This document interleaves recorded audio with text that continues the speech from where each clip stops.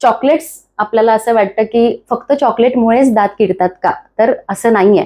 चॉकलेट्समुळेच किडतात असं नाही. स्वीडनमध्ये एक असं थिसिस घेतला होता त्यांनी. काही मुलांना 2 ग्रुप केले. काही मुलांना एकदाच चॉकलेट दिले की हे 7-8 चॉकलेट तुम्ही आत्ताच खा, आणि काही जणांना सांगितलं दिवसभरामध्ये खा. तर ज्यांनी एकदाच 4-5 खाल्ले आणि ब्रश करून टाकला त्यांचे दात नाही किडत. पण जे थोड्या वेळाने खात राहतात तर ते तिथे चिटकून राहतं, कारण आपला दात फ्लॅट नाहीये, तो असा असतो ना, आणि त्याच्यामध्ये फिशर्स असतात, तर तिथे ते चिटकून बसतं. तर त्यामुळे ते किडण्याचं प्रमाण वाढतं. तर आम्ही बऱ्याच वेळा लहान मुलांना मी सजेस्ट करते की तुम्हाला जे शाळेतनं गिफ्ट्स मिळतात, म्हणजे कुणाचा बर्थडे वगैरे असेल तर जे चॉकलेट्स मिळतात, तर घरी त्यांना ना एक बरणी द्यायची, छान अशी डेकोरेट करून द्या.